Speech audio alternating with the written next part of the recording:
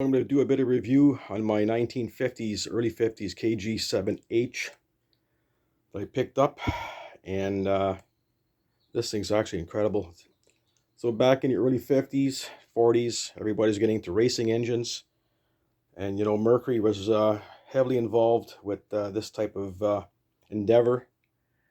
So this is a Super 10, probably about a 16 horsepower all aboard.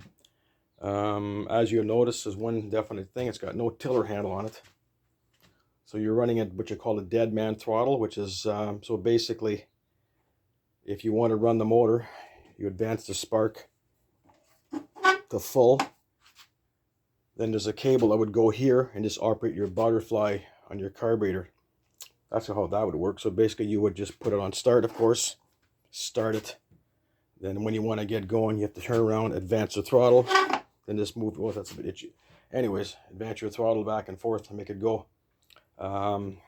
Fuel shut off. Of course, you have your choke. Gas tank is internal. Now, what they came up, we'll get back to the gas tank here while we're here. What they had a different cap that was able to go here, and you had a tank that was mounted in the boat. And as you were going, you were able to pump fuel into this other tank if you were using them. And let's say you were running an endurance race, that's what you would do with this thing. The tower is different. It's got the back end here. It's got someone put a bracket back here to put my steering bar that would go with your cables for your motor, like any typical. There's your holes for your water pump would come out there. We're gonna tilt the motor up here a little bit. That's another thing we're doing here. Put this away. The only difference is someone painted it blue. Should have been green. I don't know if this got the Phelan coils on it or whatever kind of, or scintilla coils, but we're going to tilt it up anyways. Now this prop is really small. Holy crap. So we're going to look at the pitch on that. So the only difference between this, well, the big difference between this and a regular outboard has a totally different gear ratio. So we're going to measure the prop, show you the difference. How big the prop is in this thing. It's crazy how small it is. It's only what? 5.5 inches in diameter, 5.5 inches in diameter, if that. But the pitch is crazy on it. Now, on a regular outboard, you would have either the water pickup on the side here. On my 110 Mercury, it's under the cavitation plate. So the cavitation plate's got to be just below the boat. Open exhaust. So when this thing's running, open exhaust. Normally it would be an exhaust under the cavitation plate, or through hub, which this one doesn't have.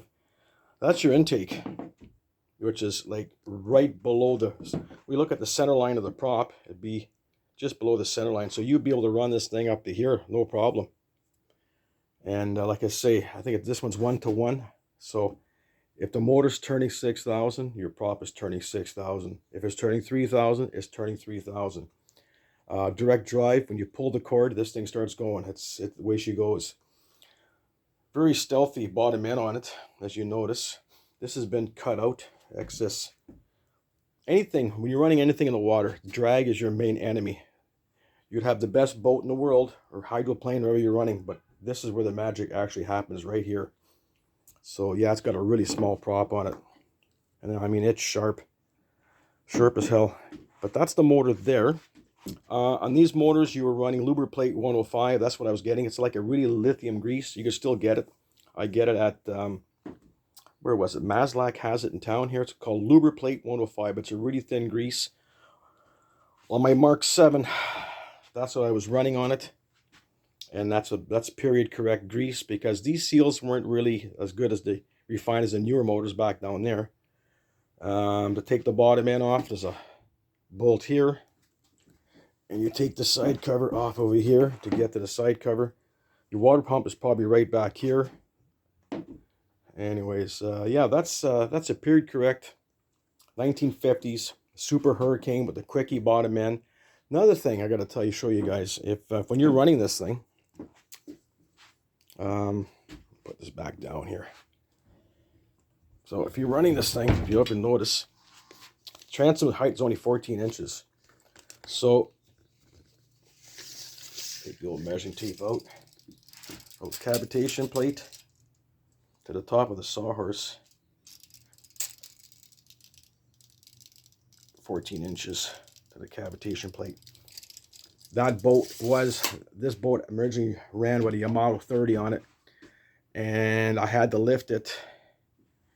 It was a 2-inch, so yeah, let's check it here. Let's get back, let's get, see what we had here. So I think I had to raise it. Yeah, 2 inches. There's my 2 inches to get my 14. So to put that motor back in that boat, I have to bring it back down, but she's a real beauty. But anyways, that's the way they ran the outboards back in the 50s for racing. And there was different people. There was American Hot Rod. There was, of course, Mercury. I think Johnson had period correct motors for this. They had, who else was making? Martin 200s. They had the Martin 200s with the quickie. But everybody was getting into the racing scene back then with these vintage outboards. And of course, this is a period correct runabout. And it's the skeg is on the left-hand side. So when he does left-hand turns, well, you can turn any way you really want. I do. But they ran this on little hydroplanes. They ran this on the small Ben-Hurs. Not the Ben-Hurs, on the, let's say, the Buzzard. They had the, of course, these things. They had different, Al Kelly made a whole bunch of hydroplanes. They had this on the, I think, the wetback with the Super H, but they were probably running the Mark 20s on it. Anyways, this is how that works. It's, like I say, very, very stealthy, very, very streamlined, very, very loud, very, very loud. But this thing runs open exhaust out the back here, water pump there. Anyways, that's my bit of my video of my 1950s. Of course, Hurricane has got a lot of history here, man. This is a lot of history back in. Very short stroke engine, a lot of compression in it. Of course, yeah, you had your high and low speed here. You had a high speed there to run the carburetor. It is, as you see right there, kg7H. Very rare engine. I don't know why they painted the blue, but anyways, 73 some 108 Ontario. This is my bit of my review on my vintage outboard. I've been waiting 60 years, over 65 years to have one of these. And well, maybe, yeah, I first saw one of these, I was like probably 10 years old or 8 years old. They had these racing on Lake Ramsey, and they had a whole bunch of boats going up the street, and I ran after the boats, and they ran these on Lake Ramsey. They had different classes, but it was really cool.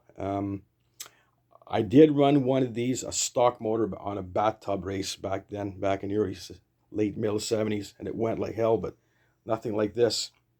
But anyway, 73 some 108 Ontario. I hope you enjoyed this video. Really excited about getting this thing, so see how it goes. I haven't decided if I'm going to put it on yet or not, but it's really cool. It's a lot of history here. So 73 some 108 Ontario.